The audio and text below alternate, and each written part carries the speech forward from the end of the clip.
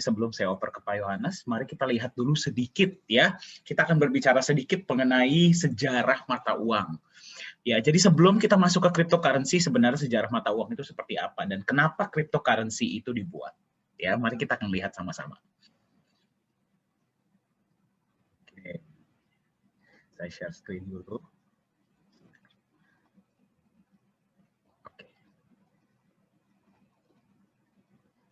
Oke, layar saya kelihatan ya. Saya perbaiki dulu. Share sound.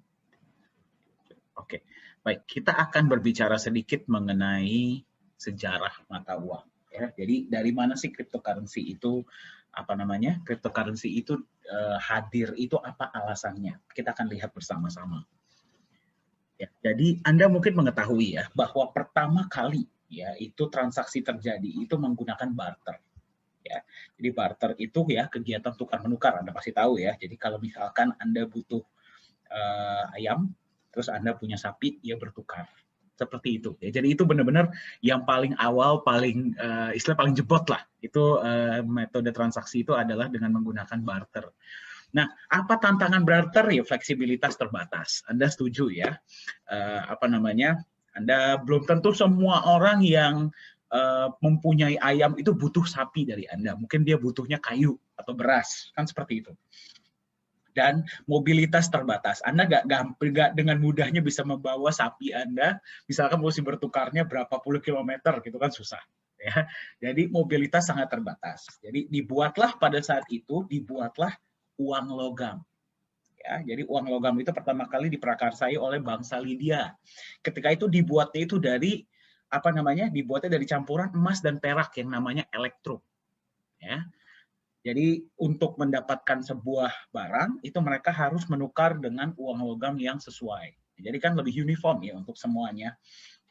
Tetapi kembali mobilitas terbatas, berarti kalau untuk membawa uang logam yang berat itu kan sangat sulit ya. Tidak aman, disinilah mulai muncul tuh yang namanya begal. Orang lagi jalan tiba-tiba diambil uang logamnya. Ya, dan logam mulianya juga terbatas, nggak mungkin terus bisa dibuat yang namanya elektrum tersebut. Jadi pada saat itu dibuatlah uang kertas. Ya, uang kertas ini kalau nanti mungkin Pak Yohanes akan bercerita lebih dalam mengenai ini ya, tapi uang kertas ini adalah sebuah bentuk bukti penyimpanan, bukti kepemilikan atas sejumlah uang logam. Yang berarti kita juga bisa sebut sebagai IOU. Ya. Jadi Anda simpan uang logam Anda di satu tempat, Anda dapatlah uang kertas ini, yang berarti Anda memiliki sekian banyak uang logam. Tetapi tantangan utama dari uang kertas atau uang kertas berpindah menjadi uang fiat ya, yang berarti tidak ada backupnya. Ya, itulah tantangan utamanya sebenarnya. Ya, beberapa tantangannya adalah yang pertama tidak aman, yang kedua nilainya terus berkurang. Ya, berarti dengan lebih banyaknya uang kertas ini di-print oleh bank sentral, oleh yang meng-issue ya, berarti nilai dari uang kertas tersebut itu terus berkurang. Itulah kenapa kita memiliki yang namanya inflasi. Karena dia itu jumlahnya tidak terbatas. Bisa kalau kurang di-print lagi, kalau kurang di-print lagi, kalau kurang di-print lagi. Itulah kekurangan dari uang kertas. Nah, kemudian muncullah uang elektronik ya, contohnya OVO, GoPay, Dana, M-Banking. Apakah uang elektronik ini menyelesaikan tantangan dari inflasi? Tidak, dia hanya memudahkan saja. Ya, tapi dengan munculnya uang digital, muncullah permasalahan-permasalahan baru. Contohnya tentang pemalsuan. Kalau misalkan Anda menggunakan mata uang, misalkan alat transaksi digital, misalkan OVO, GoPay, Dana, dan sebagainya, data Anda hanya disimpan di satu server saja, yaitu server perusahaan tersebut atau server bank tersebut. Yang jadi pertanyaan adalah, bagaimana kalau server tersebut dijebol atau dihack? Ya, dan yang kedua, kita tahu dari mana data kita itu benar-benar disimpan dan tidak diperjualbelikan. Ya, jadi mungkin Anda pernah baru buka bank, ya tiba-tiba besoknya udah dapat tawaran kartu kredit. Nah, itu kan kita nggak tahu dari mana. Ya, jadi itulah beberapa tantangan-tantangan yang terjadi sehingga warga dunia ini mulai berpikir, apa ya solusinya agar kita bisa bertransaksi peer-to-peer, mengatasi permasalahan inflasi, ya, mengatasi permasalahan inflasi, bisa bertransaksi peer-to-peer. Ya. Apa solusinya? Apa yang harus kita perlakukan? Jadi tidak ada yang namanya pihak ketiga. Itulah di mana munculnya cryptocurrency. Ya, jadi mata uang kripto ini muncul untuk sebenarnya menyelesaikan tantangan-tantangan yang ada di sistem keuangan yang sudah ada sekarang. Jadi dia itu berbentuk revolusi istilahnya ya, revolusi untuk istilahnya kita menciptakan sebuah mata uang baru yang tidak akan kena inflasi, tidak hanya divalidasi oleh otoritas sentral dan bisa dari kita, oleh kita, untuk kita. Nah, ternyata dia itu sudah mulai terkenal ya sekarang, apalagi kemarin Bitcoin nilainya sudah sangat tinggi. Nah, apa perbedaan dari cryptocurrency dan uang digital dan uang-uang lainnya? Ya, dan apa sih sebenarnya potensi ke depannya? Nah, itu yang akan bawakan bukan saya. Ya, sebentar saya stop share dulu. Yang akan bawakan sesi selanjutnya ini adalah CEO dari Nagaya Technologies. Ya, beliau sekarang kita sudah berkecimpung di dunia cryptocurrency ini sudah 3-4 tahun. Ya, jadi beliau yang akan berbagi. Untuk itu, saya persilahkan CEO Nagaya Technologies, Pak Yohanes Chandra, untuk berbagi mengenai cryptocurrency. Silahkan, Pak. Ya, baik. Terima kasih Pak Dhani. Suara saya kedengeran? Oke. Ya, jadi selamat pagi Bapak-Bapak, Ibu-Ibu. Ya, selamat datang dan terima kasih ya sudah meluangkan waktunya di hari Sabtu ini. Ya, untuk menghadiri, kita ingin memberikan sedikit ya tentang cryptocurrency itu apakah bisa menjadi future of money. Ya, saya juga berterima kasih banyak ke Dr. Anton dan juga Ibu Leli yang sudah menginisiasi untuk acara hari ini. Ya, jadi kalau kita melihat, tadi Dr. Anton udah bilang ya, ini fenomena yang cukup luar biasa, terus kemudian juga bahkan Bank Sentral kita, Bank Indonesia itu berencana untuk menerbitkan mata uang digital. Nah, apakah mata uang digital yang nantinya diterbitkan oleh Bank Indonesia ini sebuah cryptocurrency? Itu jawabannya tidak. Jadi di sini juga kita akan membahas apa sih bedanya tentang mata uang digital dan cryptocurrency. Ya. Jadi saya akan mulai dengan share screen saya.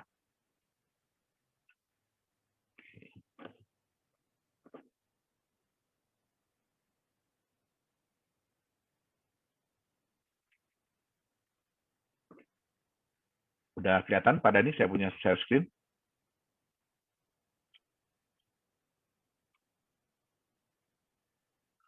Oke. Ya. Jadi apa sih mata uang kripto? Ya. Mata uang kripto adalah sebenarnya sebuah aset digital. Ya, jadi Bapak Ibu nggak bisa pegang bentuknya. Jadi nggak ada fisiknya. Kalau ditanya Bitcoin itu bentuknya seperti apa sih? Ya, terus kemudian kalau ada yang bilang, saya pernah lihat loh koinnya Bitcoin. Ya, itu bukan Bitcoin. Ya, itu orang mungkin bikin mock up ya, semacam apa ya, souvenir lah. Ya, dalam bentuknya itu dibuat seperti logonya Bitcoin. Ya, tapi Bitcoin itu Bapak Ibu tidak bisa pegang. Jadi tidak ada fisiknya. Dia digital, ya kan? Yang memang dirancang itu untuk media pertukaran.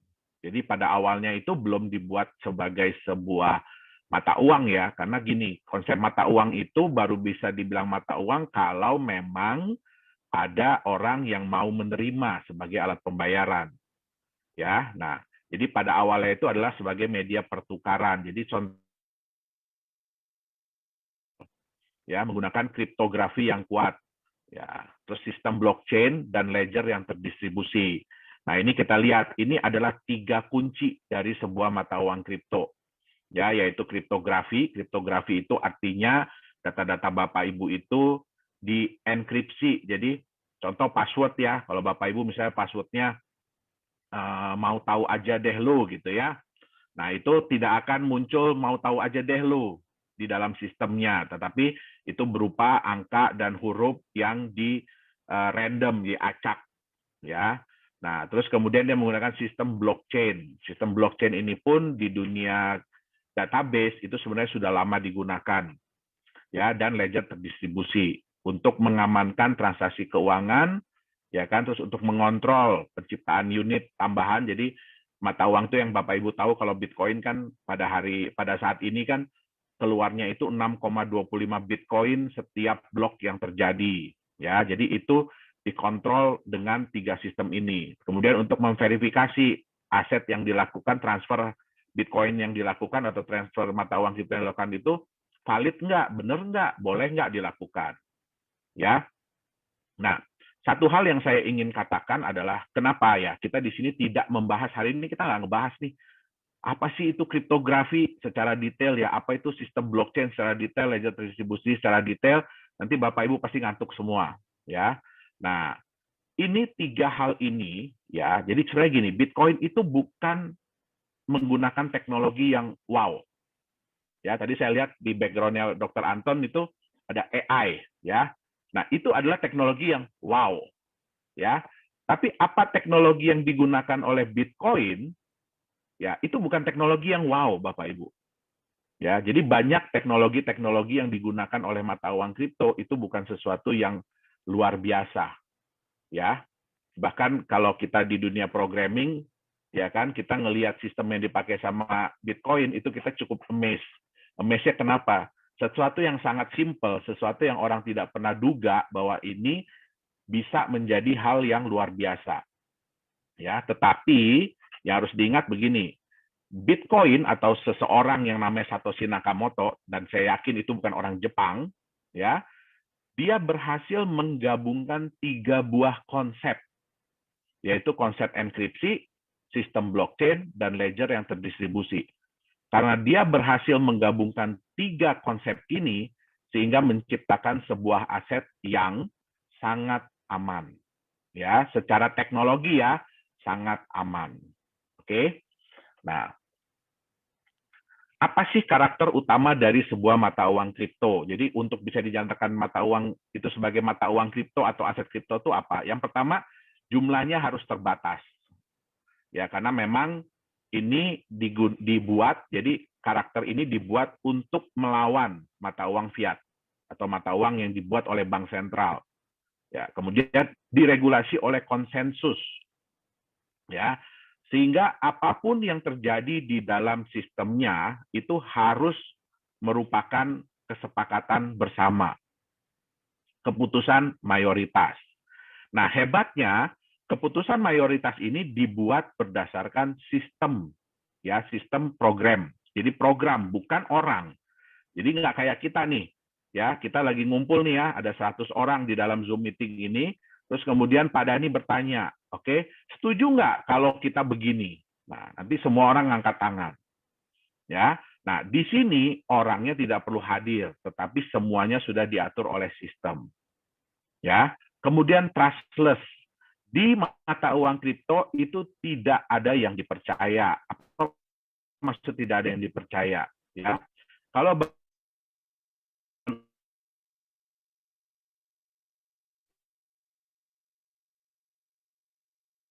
uang sejumlah itu adalah si bank ABC. Ya, jadi kalaupun misalnya 10 orang, ya pada tanggal sekian saya ada deposit uang sejumlah berapa miliar di bank ABC ini, ya. Nah, terus bukti yang Bapak Ibu pegang tuh yang kertas setoran, slip setoran itu mungkin hilang, ya. Nah, itu nanti ya kalau bank bisa bilang, jadi bank bisa bilang gini, enggak, Bapak Ibu punya uang sekian miliar, mungkin cuma berapa puluh juta, gitu loh, mungkin cuma berapa puluh juta. Nah, yang berhak untuk menentukan benar atau tidak itu hanya 1 orang, ya.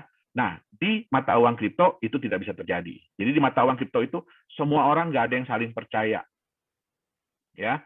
Semua orang nggak ada yang saling percaya. Tadi yang saya bilang distributed ledger itu artinya apa? Ledger itu Bapak Ibu tahu ya, kayak ya di sini kan ada banyak teman-teman pengusaha ya. Nah, ledger itu adalah buku. Jadi buku transaksi.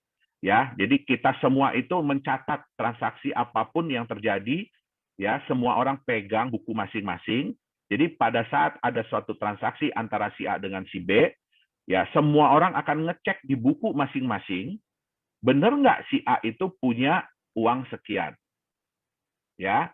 Begitu ada satu aja yang menyatakan, di buku saya itu salah loh, ya di buku saya itu saya udah hitung A itu nggak punya sekian.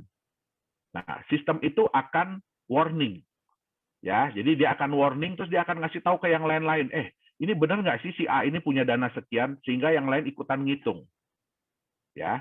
Nah, itu yang disebut dengan trustless. Jadi nggak ada satu pihak yang menyatakan bahwa, oh benar kok si A punya. Terus kalau ada yang lain bilang nggak, dia nggak punya, nah itu, terus dia bilang, apa yang si pihak yang paling utama ini nggak bisa bilang, oh nggak peduli saya, ya di buku saya dia benar. Nah, itu nggak bisa terjadi. Kemudian transparan. Apa yang dimaksud dengan transparan? Ya, kalau di dunia perbankan, Bapak Ibu mau ngecek nih, misalkan Pak Dani bilang sama saya, Pak saya udah transfer duit, mungkin Bapak Ibu ingat ya, dulu itu bank itu biasanya jam 10 itu dia melakukan maintenance, ya, jadi dia melakukan maintenance. Pak Dani udah transfer uang ke saya, tapi belum tentu uangnya udah masuk di rekening saya. Jadi angka itu belum muncul di tempat saya, tapi di tempat Pak Dani udah kepotong. Nah, ini dulu banyak disalahgunakan ya oleh orang-orang yang tidak bertanggung jawab.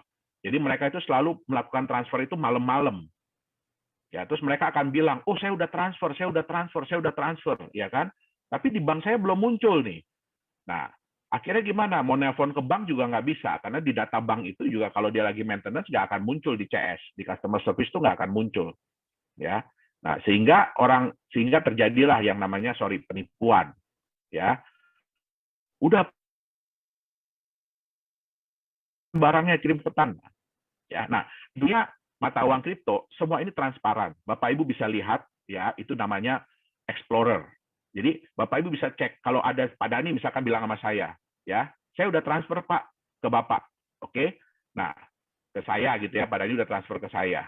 Nanti saya tinggal minta sama Pak Dani, tolong kasih saya dong transaction ID-nya.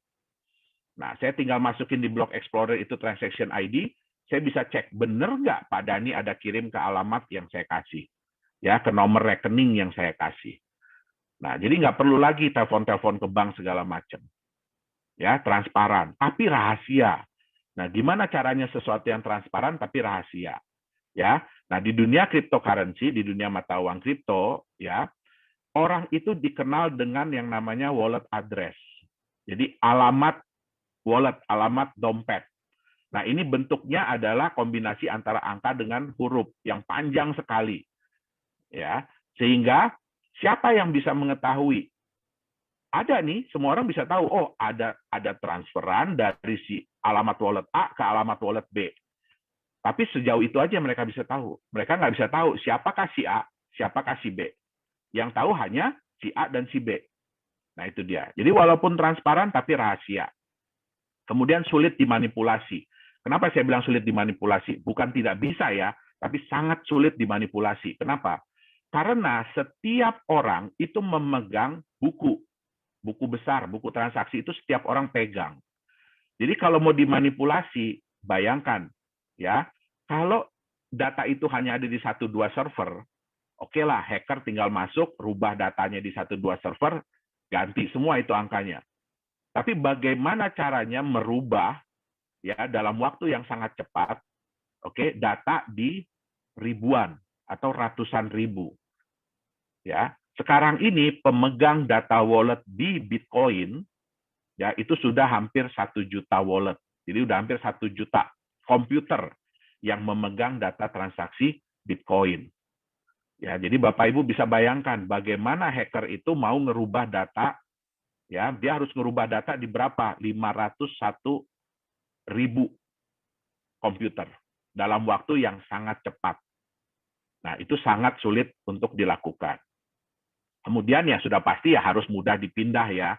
Jadi kalau yang namanya mata uang kripto itu kalau transfernya susah, ya mesti telepon dulu ke kantor, mesti diverifikasi dulu. Nah, itu namanya bukan mata uang kripto. Oke, jadi inilah karakter-karakter utama dari sebuah mata uang kripto.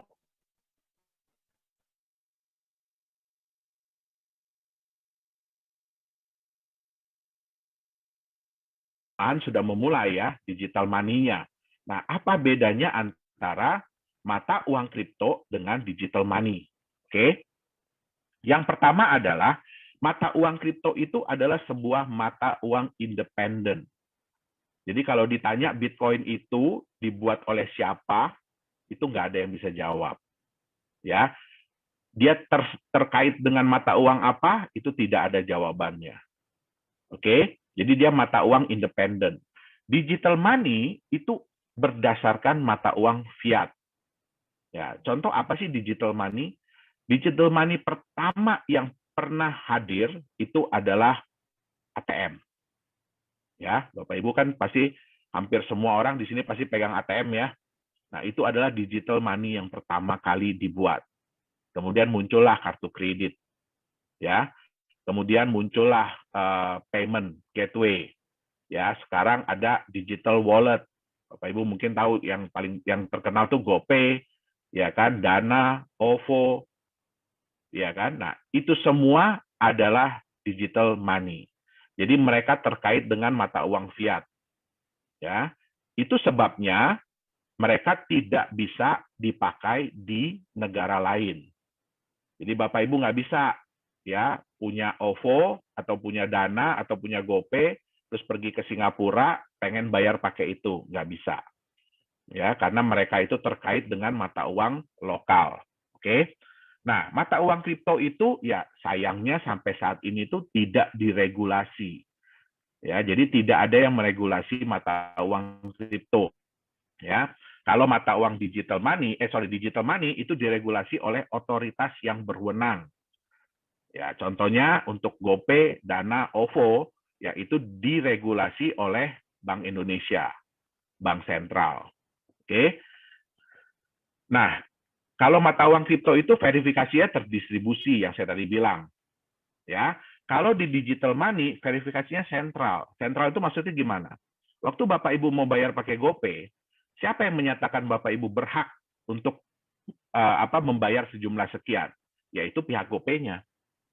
Kalau pakai OVO ya pihak OVO-nya. Nah, itu dia bilang dengan verifikasi sentral. Ya. Jumlahnya terbatas. Mata uang kripto itu jumlahnya terbatas. Bitcoin sampai kapanpun jumlahnya maksimum hanya 21 juta. Ya, sekarang yang sudah beredar 18 jutaan. Contoh di Nagaya, yang maksimum yang beredar nantinya adalah 50 juta. Nah, sedangkan untuk digital money jumlahnya tidak terbatas. Karena dia mengikuti mata uang fiat. Ya, Bapak Ibu tahu sudah berapa banyak mata uang rupiah yang beredar? Dan apakah jumlahnya selalu tetap dari tahun-tahun yang lalu? Tidak. Dia jumlahnya selalu bertambah. Nah, kemudian bedanya lagi mata uang kripto itu diterbitkan berdasarkan konsensus. Jadi contoh kayak Bitcoin. Kalau sudah dinyatakan saat ini keluar 6,25, ya itu nggak bisa tiba-tiba berubah, kita mau tambah deh. Sekali keluar jangan 6,25 deh, bikin jadi 50 lagi, itu nggak bisa. Karena sekali sudah dijalankan, konsensus itu sudah berjalan, selamanya akan seperti itu. Nah, berbeda dengan digital money, itu diterbitkan oleh otoritas. Jadi bergantung daripada otoritas, mereka mau terbitin uang baru atau tidak. Ya. Nah, bedanya lagi mata uang kripto ini yang paling penting dan yang kita tekankan itu ledgernya terdistribusi. Ya, jadi Bapak Ibu bisa memastikan bahwa apapun yang transaksi yang terjadi itu adalah benar. Ya. Dengan digital money, ledgernya tersentralisasi. Oke. Nah, sekarang apa sih itu blockchain teknologi? Seperti saya bilang tadi ya, kita nggak akan bahas blockchain teknologi ini secara detail ya. Nah, nanti Bapak Ibu ngantuk jadinya. Oke. Nah, apa itu blockchain teknologi? Ya, blockchain teknologi itu adalah sistem database yang memiliki karakter data yang bersifat immutable. Jadi sekali sudah dilakukan, itu tidak bisa diedit. Ya, tidak bisa dihapus. Kalau mau diedit, mau dihapus, bayangin harus mengedit dan menghapus ratusan, ribuan, bahkan ratusan ribu jutaan data. Jadi itu bisa dibilang udah nggak bisa dihapus lagi, udah nggak bisa diedit. Hanya bisa ditambahkan. Ya, kemudian juga sulit untuk dimanipulasi. Nah, di mana data-data tersebut dikelompokkan ke dalam satu grup data yang disebut dengan blok. Nah, hebatnya lagi, blok ini harus bisa terhubung dengan blok-blok sebelumnya. Ya, dan semuanya dikriptografi. Ya, jadi kalau mau ngerubah blok yang nomor 10, ya berarti blok dari nomor 1 harus dirubah. Nah, itu nggak gampang. Oke. Nah, cara kerjanya gimana sih? Ya. Nah, Bapak Ibu contohnya nih, ada si A yang mengirim 1 Bitcoin kepada si B. Nah, data ini akan dikirimkan, ya. Data ini akan dikirimkan kepada semua pemegang wallet. Nah, data-data yang dikirimkan ini nantinya akan dibuat menjadi satu blok dan kemudian dienkripsi. Nah, itu ada beberapa, ya, ada beberapa mesin. Jadi bukan orang yang menghitung, ya.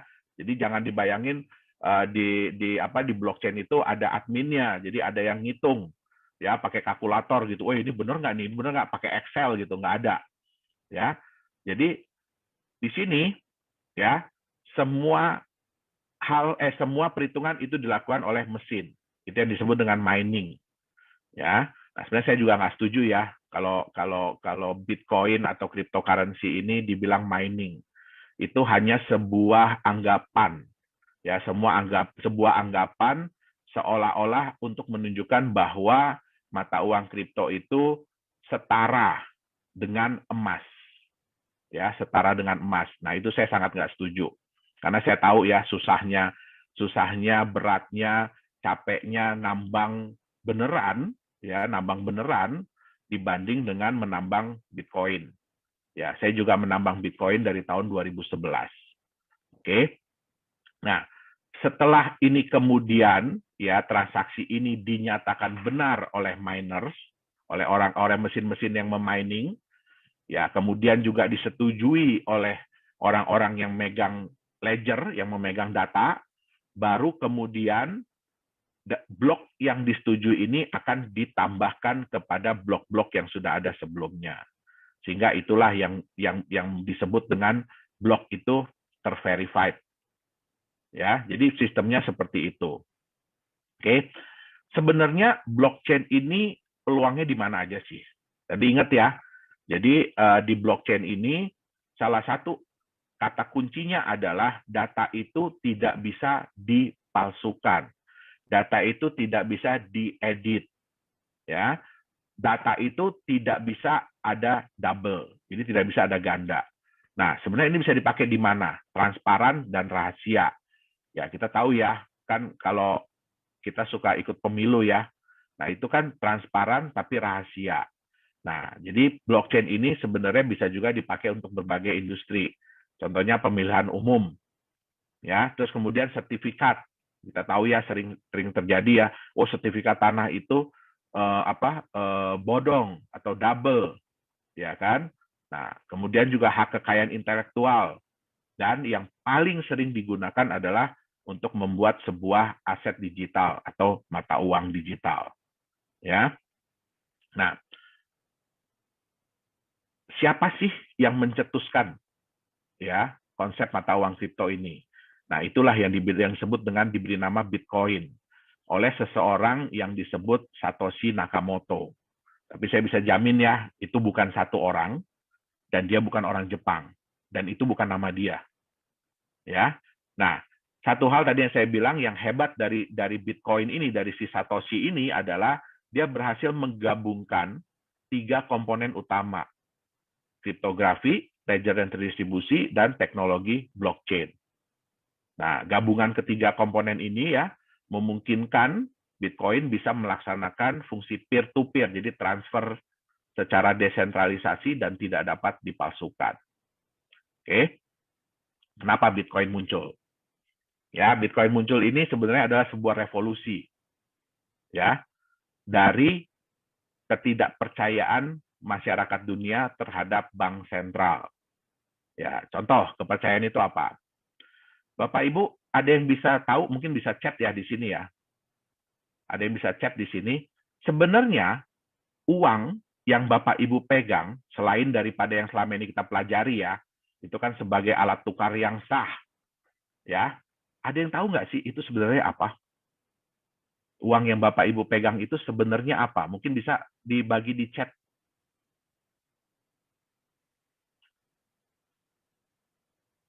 uang yang Bapak Ibu pegang itu sebenarnya adalah apa?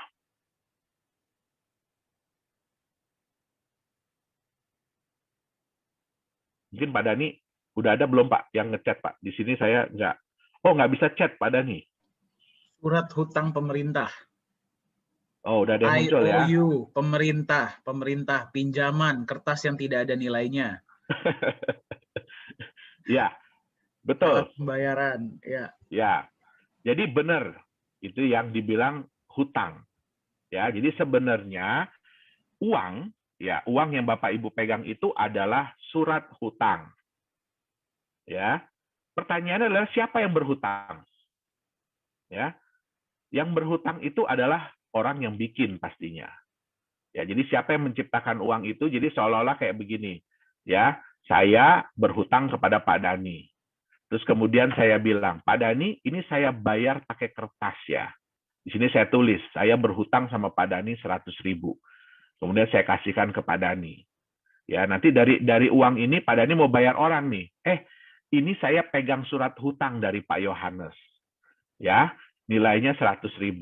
Nanti kamu pegang ini ya, kalau kamu mau tagih, kamu tagih ke dia, ya, ke Pak Yohanes. Nah, bayangkan, ya, Bapak Ibu biasanya kalau mau berhutang, itu kan setengah mati ya. Kalau kita mau pinjaman nih ke bank, ya, atau ke BPR, ya, atau ke koperasi, itu kan nggak gampang ya. Itu melalui proses. Nah, terus kemudian bisa nggak dengan gampangnya bilang begini, saya kan udah ada utang nih 1 miliar, saya mau pinjam lagi dong. Ya, saya mau nambah utang saya jadi 2 miliar, terus tinggal minta aja, tinggal ngambil aja. Nggak bisa, tentu harus diverifikasi dulu. Ya, nah hebatnya di konsep mata uang itu, ya, itu bisa dicetak terus. Jadi uang ini, jumlah hutang ini bisa dicetak sendiri. Ya, tentu saja memang ada hal-hal yang dipertimbangkan. Ya, tetapi ya kan berarti enak banget dong ya. Nah, itulah salah satu hal yang pertama, ya. Ini juga muncul awalnya karena krisis, ya, krisis moneter, ya. Bapak Ibu sering baca ya, begitu ada krisis moneter biasanya mata uang kita itu anjlok, ya. Terus kemudian di Amerika kalau udah krisis moneter, ya bank sentralnya gampang aja ya, tinggal cetak duit, bagi-bagi lagi ke orang. Ya kan, apalagi Amerika, mohon maaf. Ya, karena memang sekarang ini patokan mata uang dunia memang masih di US dollar. Makanya banyak negara yang berusaha untuk mengurangi kekuatan US dollar. Oke. Nah, yang kedua, Bapak Ibu berapa banyak yang percaya bahwa kalau Bapak Ibu setor uang gitu, anggap 10 miliar ya hari ini. Bapak Ibu yakin nggak besok uang itu masih ada di bank tersebut? Ya, nggak bisa. Buktinya apa? Ya, buktinya paling gampang apa? Bapak Ibu setor hari ini 10 miliar, anggap nggak usah hari ini ya, siang ini 10 miliar. 2 jam lagi Bapak Ibu bilang, saya nggak jadi deh, saya mau tarik lagi itu yang 10 miliar. Nggak bisa Bapak Ibu. Ya, harus lapor dulu ke Bank Indonesia, ya harus ini itu dulu. Pertanyaannya kan satu, itu uang siapa? Nah, jadi hal-hal seperti inilah yang memunculkan ketidakpercayaan ya masyarakat terhadap bank, bukan cuma bank sentral tetapi terhadap perbankan. Sehingga mereka mencoba, gimana ya caranya ya, kita bikin yuk mata uang dari kita, oleh kita, untuk kita. Ya, jadi dicobalah menghadirkan mata uang digital yang tidak membutuhkan otoritas sentral. Oke, nah transaksi di mana transaksi dalam jaringannya itu divalidasi oleh anggota jaringan tersebut, ya, oleh penggunanya. Nah, peluangnya apa yang diharapkan dari munculnya Bitcoin dan teman-temannya? Yang pertama adalah payment solution yang lebih cost efektif. Jadi cara pembayaran yang biaya transaksinya itu nggak mahal, ya. Kemudian yang kedua, transfer uang yang jauh lebih nyaman. Jadi Bapak Ibu nggak perlu pergi ke bank, nggak perlu isi-isi formulir ini itu, tapi sudah bisa ditransfer dengan mudah. Aset yang sulit untuk dimanipulasi, ya, keamanan dari identitas. Oke, ini plus minus ya, saya nggak bisa bilang ini positif, ya karena ya kita nggak bisa pungkiri ya, bahkan Bitcoin sekalipun itu ya kalau orang bilang ya dipakai untuk hal-hal yang negatif ya bisa aja, ya tapi terlepas dari ini semua ya kita juga tahu ya yang namanya US dollar juga dulu dipakai buat dagang senjata, buat narkoba gitu ya, transaksi narkoba. Jadi ya kita nggak bisa bilang ini plus atau minus lah. Kemudian, nah ini dapat dijadikan instrumen investasi, ya. Nah ini yang akan kita bahas lebih dalam ya hari ini. Oke, kenapa? Bapak Ibu bisa lihat bahwa sekarang ini, terutama beberapa bulan belakangan ini, kapitalisasi pasar dari cryptocurrency itu meningkat jauh, ya. Yang tadinya di angka 600-an juta dolar, sekarang sudah 1,4 miliar. 1,4 triliun. Ya, dari 600 miliar udah menjadi 1,4 triliun. Ya, bisa dibandingkan dengan New York Stock Exchange ya, marketnya itu 26,23 triliun. Ya. Nah, ini pun market cap ini dari cryptocurrency ini baru mungkin 12 tahun lah. Ya, tapi udah bisa hampir mengejar New York Stock Exchange. Jadi di sini bisa dilihat bahwa orang-orang ini sudah mulai menggunakan mata uang kripto ini sebagai alat investasi juga. Oke. Nah, ya. Tapi ya, tadi kan kita bicara yang bagus-bagusnya ya. Tapi, nah, ada kekurangan dari sebuah aset kripto ini, mata uang kripto ini. Kebanyakan dari mereka itu, contohnya Bitcoin ya, itu tidak memiliki aset pelindung. Ya, jadi nggak ada asetnya mereka ini. Mereka ini benar-benar hanya sebuah angka digital, ya. Sehingga kalau kita lihat ya faktor harga mata uang kripto itu apa ya? Faktornya itu yang pertama adalah aset pelindung, ada apa enggak? Yang kedua adalah kepercayaan. Nah, ini adalah dua faktor utama dari mata uang kripto. Ya. Nah, sekarang, ini mestinya aset pelindungnya dicoret ya. Apa yang terjadi kalau aset pelindung ini tidak ada? Artinya dia benar-benar hanya bergantung kepada kepercayaan. Nah, yang terjadi adalah kepercayaan dan harga itu akan berbanding lurus. Ya, akan saling menguatkan. Ya. Jadi kalau kepercayaan naik, harga pun akan semakin tinggi, akan semakin besar. Ya, harga semakin besar, orang akan lebih percaya. Ya, sehingga kepercayaannya akan naik. Ya. Kemudian harga akan jadi lebih besar lagi. Ya, jadi ini yang dibilang multiplying efeknya tinggi sekali. Makanya volatilitas harga di kripto itu wow. Bapak Ibu bisa lihat di chart ya, Bitcoin itu sehari bisa naik sampai 20%, ya tapi pun bisa turun sampai 20% sehari. Oke. Nah, ini kalau kepercayaan naik, itu bagus. Ya, tapi bagaimana kalau kepercayaan turun? Ya, harga udah besar, kepercayaan turun. Pasti harganya akan berkurang. Ya, harganya pun akan turun. Harga turun karena dia benar-benar hanya murni mengandalkan kepercayaan, ya berarti kepercayaannya akan turun juga. Tambah turun lagi, harga akan semakin kecil lagi, semakin turun.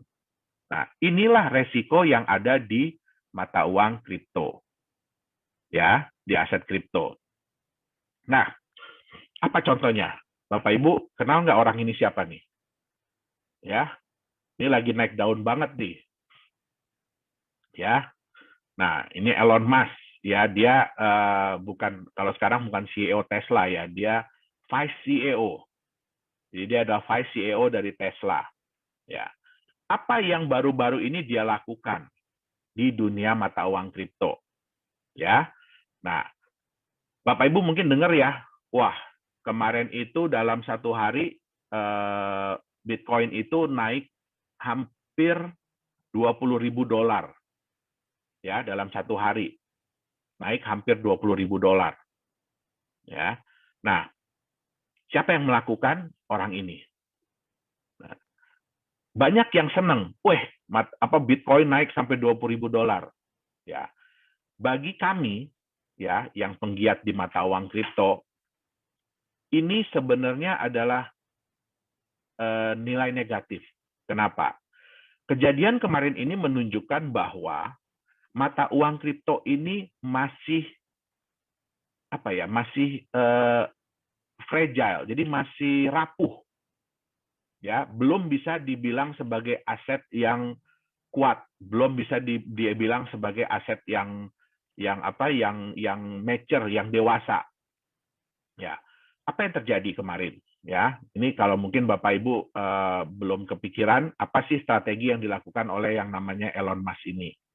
Ya, jadi pertama kali itu dia mencoba ini mata uang kripto ini seberapa kuatnya sih. Jadi dia nyoba-nyoba dulu dengan mata uang yang namanya Doge. Doge itu kalau di dunia kripto itu sudah dianggap ya itu mata uang receh lah. Ya, jadi dia coba dulu. Dia coba nge-tweet ya, I love Doge. Ya, Doge itu adalah luar biasa lah ibaratnya ya. Dan terbukti dari omongan dia ya, Doge naik. Ya, harga Doge naik hanya gara-gara dia ngomong. Dia nggak beli loh. Hanya gara-gara dia ngomong. Ya. Terus kemudian dia tweet lagi kedua kali.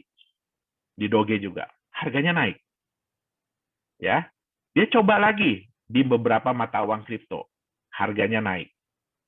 Ya, wah, itu menunjukkan apa?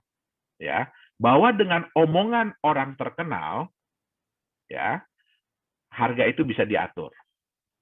Oke, akhirnya apa yang dilakukan? Dia perintahkan Tesla untuk membeli Bitcoin senilai $1,5 miliar. Ya, kemudian ya dia kan harus lapor ya ke SEC ya. Jadi dilaporkan, oke, masuklah. Ya, laporan itu kan itu publik, semua orang bisa tahu. Hebohlah dunia. Wah, Elon Musk membeli Tesla. Elon Musk menyuruh Tesla untuk membeli Bitcoin dan bilang bahwa nantinya Tesla akan menerima Bitcoin sebagai alat pembayaran. Tapi ya bukan orang kita doang ya, orang dunia itu ya kalau baca itu cuma setengah-setengah. Dia nggak baca ada tanda di belakangnya. Apabila diizinkan oleh otoritas. Ya, apabila diizinkan oleh otoritas itu nggak dibaca, yang di belakang yang dibaca cuma depannya doang. Ya. Terus dipikirnya, ini Bitcoin Tesla bakalan beli lebih banyak lagi Bitcoin. Dia nggak tahu, itu udah dibeli Bitcoinnya $1,5 miliar. Apa yang terjadi? Harganya melonjak tinggi. Ya, saya ada hitung-hitungan dengan Pak Dani, ya kurang lebih dia bisa dapat untung $500-an juta lah. Ya, jadi Bitcoin dia yang dia beli $1,5 miliar itu, ya pada saat harga tertinggi kemarin sudah sampai 2 miliar. Nah, kita waktu itu ada bikin acara gathering ya, waktu Chinese New Year. Saya bilang, apa yang terjadi kalau dia bilang yang kebalikannya? Bayangkan Bapak Ibu, apa yang terjadi kalau dia bilang yang kebalikannya? Dan benar kejadian. Dia bilang, ini harga Bitcoin udah terlalu tinggi. Dalam satu hari, turun lagi harga Bitcoin. Ya, nah, apa yang bisa kita ambil dari sini? Jadi, ya bahkan Bitcoin, itu mother of coin, ya ibunya dari semua koin, neneknya dari semua koin, itu pun masih fragile. Ya, masih bisa diatur oleh rumor. Ya, Bapak Ibu tentu nggak mau dong punya aset, punya mata uang yang cuma gara-gara ada orang terkenal bilang, ya, saya nggak suka nih dengan aset ini, tiba-tiba harganya drop. Ya, kita kan nggak mau yang seperti itu. Ya, apalagi kalau mau dianggap sebagai mata uang. Ya, di sini banyak ya teman-teman dari KPI, ya, pengusaha. kalau Anda dibayar oleh suatu aset yang ya harganya bisa seperti itu, kira-kira tenang nggak? Ya. Saya lagi baru terima pembayaran nih pakai koin ABC, ya, tiba-tiba 1 jam kemudian harga turun 10%. Stres nggak? Nah, ya, jadi kita sendiri bisa bilang bahwa ya untuk saat ini ya resiko untuk menerima cryptocurrency sebagai mata uang, sebagai alat pembayaran, yaitu masih tinggi sekali. Ya, tergantung lagi balik kepada pihak penjual, mau nggak dia menerima. Ya, nah tapi apakah terus jadi nggak bisa dong Pak? Ya, cryptocurrency itu diterima sebagai mata uang kripto. Bisa, ya, tetapi harus ada harus ada sesuatu yang membantu dia. Ya, jadi kalau kita bilang ya mata uang kripto ini anggap masih kayak anak kecil, ya, anak umur 11 bulan lah, ya, 11 bulan 1 tahun, yang lagi berusaha untuk jalan, yang lagi berusaha untuk berlari. Ya, tentu saja nggak bisa ya, tiba-tiba langsung jalan lari gitu ya, nggak bisa ya, ada yang nabrak tembok, ada yang jatuh.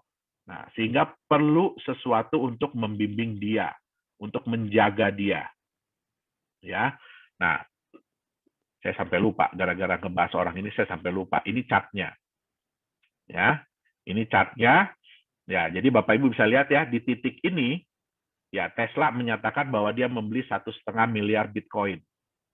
Ya, nah harga naik, ya. Nah, begitu harga sudah naik, terus dia bilang, ya, wah, Bitcoin price seems high. Jadi ini udah terlalu tinggi nih harga Bitcoin ini. Udah jeblok lagi harga Bitcoin. Nah, kali ini si Elon Musk ini kena getahnya. Tadi yang Dr. Anton bilang ya, saham Tesla turun. Ya, ya kenapa? Ini udah kebiasaan dia.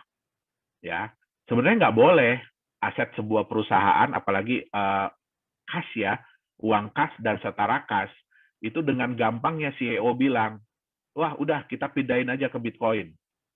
Ya, kita pindahin aja ke Bitcoin. Karena semua orang udah tahu, ya Bitcoin itu high risk. Ya, nah terus dengan gampangnya dia bilang, udah kita pindahin aja ke Bitcoin. Ya, itulah yang menyebabkan ketidakpercayaan dari pemegang-pemegang saham dia. Walaupun harga Bitcoin naik. Nah, di sini dia rugi. Mungkin dia dapat keuntungan dari Bitcoin 500-an juta dolar, ya tapi dari penurunan harga saham, ya dia kehilangan nilai saham dia hampir 200 miliar, kalau nggak salah saya, 200 miliar dolar. Nah, jadi sekali ini dia kena getahnya.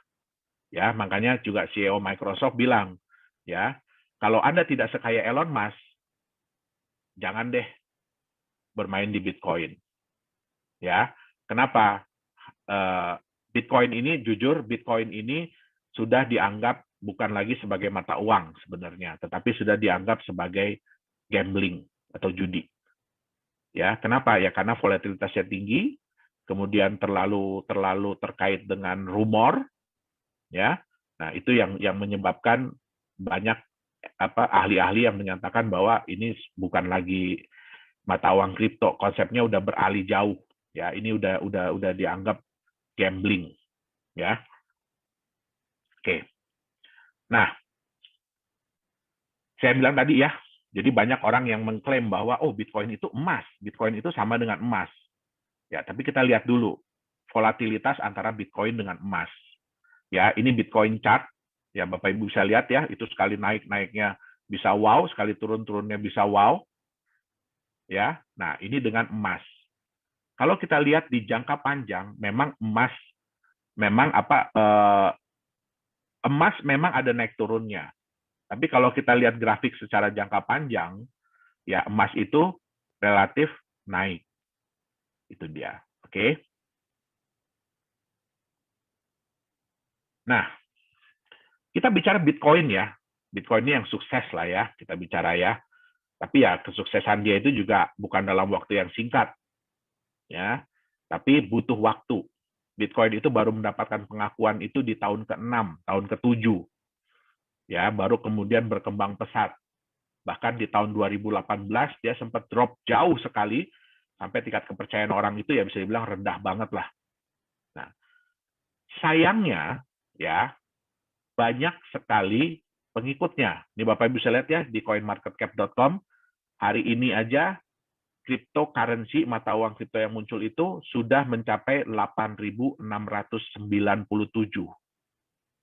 Jadi banyak sekali pengikut-pengikut dari Bitcoin. Ya, banyak orang-orang yang menyatakan begini, kalau Bapak Ibu beli Bitcoin itu harga udah terlalu mahal, udah terlalu tinggi. Mendingan beli koin kami. Harga masih murah. Ya, harga masih rendah. Ya kan? Nah, tapi kita lihat ya, 95% dari pengikut-pengikut Bitcoin itu begini bentuknya. Mereka rata-rata kehilangan nilai dalam jangka panjang. Ya. Apakah Bapak Ibu mau punya mata uang, punya aset yang seperti ini? Ya, ini mungkin kira-kira grafiknya mirip kayak mata uang Venezuela hari ini. Ya. Nah,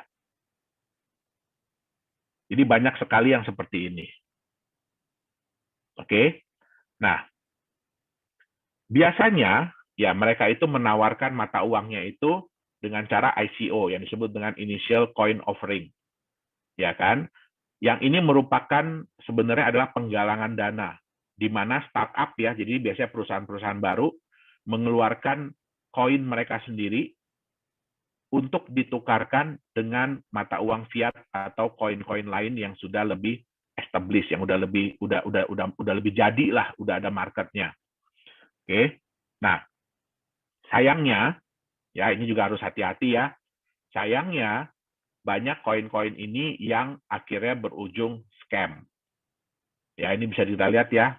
Ini Pincoin dan Ivan, ya, ini yang paling heboh. Kenapa? Karena mereka menggunakan public figure di Amerika. Yaitu ada petinju terkenal, ya, ada penyanyi terkenal, ya mereka mengendorse dari koin ini dan kenyataannya koin ini akhirnya scam. Ya. Dan di Indonesia banyak sekali, ya, bukan nggak ada ya, tapi di Indonesia juga banyak yang akhirnya berujung dengan scam. Ya. Oke. Nah, tipe-tipe apa sih yang bisa Bapak Ibu temukan ya di ICO? Yang pertama adalah ICO tuh dengan konsep yang benar. Jadi konsepnya itu benar dan berpotensi naik untuk jangka panjang. Jadi yang seperti saya bilang, Bitcoin sekalipun yang koin pertama itu butuh waktu ya untuk kenaikan nilai. Oke. Yang kedua, ICO dengan konsep bisnis yang tidak realistis. Contoh, kalau Bapak Ibu menemukan cryptocurrency yang menyatakan bahwa nantinya akan bisa dipakai sebagai alat pembayaran di Indonesia, itu tidak realistis. Ya, kenapa? Indonesia ini hanya menerima satu mata uang, satu alat pembayaran, yaitu rupiah. Bahkan Bapak Ibu tidak bisa bayar pakai US dollar, tidak bisa bayar pakai mata uang lain. Itu contohnya salah satu. Kemudian, ya contohnya adalah yang memberikan janji imbal hasil yang luar biasa. 1% sehari, 3% sehari, 30% sebulan, ada yang 100% sebulan. Nah, itu tidak realistis. Oke. Konsep bisnis yang sama saja seperti yang lain. Ya, biasanya ICO ini mereka menawarkan konsep bisnis apa? Mereka akan bikin market dari kripto. Ya, tadi mungkin nanti bisa lihat ya di CoinMarketCap, hari ini market dari kripto, jadi orang-orang yang berusaha menyediakan tempat jual beli kripto itu sudah 35.000 market. Ya, apakah semua akan berhasil? Tentu tidak. Ya, jadi kalau misalkan ini yang paling penting ya, Bapak Ibu tolong pelajari. Kalau konsep bisnisnya sama saja dengan yang lain yang sudah pernah gagal, ya berarti jangan diikutin. Oke? Nah, banyak juga ya ICO itu dengan tim manajemennya jago IT. Wah, mereka jago banget komputer, program segala macam, tapi tidak jago bisnis. Ya, kenapa? Ya karena ya saya bilang tadi ya, itu kan penggalangan dana ya untuk menjalankan bisnis, untuk menjalankan proyek. Ya, tapi kalau orang-orang yang nggak jago bisnis ya sama aja bunuh diri. Oke? Nah, Dan banyak sekali ICO yang memanipulasi data. Ya, jadi mereka bilang bahwa mereka klaim mereka sudah jual sekian juta koin untuk menunjukkan bahwa, oh ini hype loh, ya banyak orang yang pengen memiliki koin kita, tapi mereka nggak bisa tunjukin datanya, tidak mau tunjukin datanya. Nah, berujungnya apa? Ya dana yang ingin dicapai tidak, dana yang ingin dikumpulkan tidak tercapai, sehingga ya bisnisnya nggak jadi jalan. Oke. Nah, yang terakhir dan ini yang paling harus dijauhi adalah ICO yang fraud atau scam. Ini yang saya bilang tadi ya, terutama yang menjanji-janjikan imbal hasil yang berlebihan, yang tidak masuk di akal. Oke. Nah, menentukan yang layak investasi itu seperti apa sih? Oke. Yang pertama adalah legalitas. Jadi walaupun tadi yang saya bilang ya, cryptocurrency itu tidak ada regulatornya, belum ada regulatornya, ya. Tetapi bukan berarti bahwa bisa seenak-enaknya, ya. Setidak-tidaknya perusahaan yang menciptakan itu harus ada legalitasnya, ya, dan di negara yang jelas tentu saja ya. Ya, jangan sampai di negaranya kayak British Virgin Island, Panama, Vanuatu, Seychelles, ya kan, Grenadines, yang kita aja nggak tahu itu di mana, itu dia, ya. Yang kedua, ya ini legalitas ini yang pertama juga siapa foundernya, bagaimana background mereka, ya, apakah benar perusahaan itu terdaftar. Nah ini harus dicek ya. Jadi jangan cuma ngaku-ngaku, oh perusahaan kita terregistrasi di mana, ya itu harus dicek benar nggak perusahaannya terdaftar di negara tersebut. Nah yang kedua adalah konsepnya, ya. Satu yang paling penting ya, ini kata-kata gini, sesuatu yang terdengar terlalu bagus, terlalu indah, itu kadang-kadang nggak benar. Nah, jadi yang paling penting adalah konsepnya itu masuk di akal dan mudah dipahami atau tidak. Ya, mungkin nggak konsep mereka itu dilakukan, mungkin nggak konsep mereka itu terjadi. Oke, yang terakhir adalah apa timbal balik yang akan Anda dapatkan dari bisnis yang dijalankan. Ingat, yang namanya ICO itu, ya, yang namanya ICO itu penggalangan dana untuk menjalankan bisnis. Jadi seperti saham, ya, tapi mereka bukan jualan saham perusahaannya, itu seperti saham, ya. Tentu saja ya harus ada dong timbal balik apa yang didapatkan dari bisnis yang dijalankan. Oke. Nah, apa yang mengangkat nilai dari kripto itu sendiri? Jangan hanya rumor, jangan hanya kata-kata orang, ya, tapi harus ada apa sih sesuatu apa yang akan mengangkat nilai mata uang kripto itu sendiri. Nah, jadi kesimpulannya mata uang kripto sebagai masa depan, ya, bagus. Sebenarnya mata uang kripto ini kalau dibuat sebagai uang masa depan itu bagus. Kenapa? Jumlahnya terbatas yang pertama. Ya, ini tentu saja bisa mengurangi inflasi. Ya. Yang kedua, desentralisasi, tidak ada dominasi dari bank sentral, ya, sehingga siapa yang mengatur, siapa yang menentukan benar atau tidaknya, ya ini penggunanya sendiri, ya. Transparan tapi rahasia, ya. Jadi susah ya untuk menipu di dunia kripto ini, untuk nipu bahwa oh saya udah transfer nih kepada Ani nih, ya kan? Itu sulit, tapi nggak dilakukan gitu ya. Nah itu sulit karena semuanya transparan. Nah, yang terpenting adalah marketnya itu global, ya. Jadi contoh, Bapak Ibu bawa rupiah, ya. Kalau pergi ke Singapura sih bisa ditukar ya, pergi ke Malaysia bisa ditukar. Tapi coba Bapak Ibu pergi ke negara-negara Afrika Selatan, bisa nggak ditukar di sana? Nah itu nggak bisa, ya. Nah di mata uang kripto ini, ya salah satu keunggulannya tadi apa ya? Sudah ada 35.000 market yang siap untuk menerima, siap untuk menjual beli sebagai tempat pertukaran. Nah, sehingga marketnya lebih global. Tidak dapat dipalsukan. Ya. Nah, kita tahu ya, ya mudah-mudahan ya mata uang digital yang nantinya akan keluar itu pun ya mudah-mudahan tidak dapat dipalsukan, tapi ya itu harus dibuktikan lagi sejalan dengan waktu. Oke. Nah, bisa juga dijadikan sebagai peluang investasi. Ya, nah ini adalah kelebihan-kelebihan dari mata uang kripto. Tetapi yang paling penting adalah orang percaya atau tidak untuk menerimanya. Ya, nah untuk hal-hal ini ya mata uang kripto itu butuh sesuatu ya. Yang pertama adalah mereka butuh aset pelindung. Ya, apa sih aset yang melindungi dari nilai mata uang kripto ini? Yang kedua, butuh konsep bisnis usaha yang masuk akal dan jelas. Ya. Yang ketiga adalah butuh legalitas dan transparansi. Kenapa? Karena paling utama adalah kepercayaan. Jadi bagaimana mata uang kripto ini bisa dipercaya oleh market, ya kan, dan mau diterima sebagai alat pembayaran. Nah, mungkin itu yang bisa saya sampaikan hari ini. Saya kembalikan dulu ke Pak Dhani. Silakan Pak Dhani.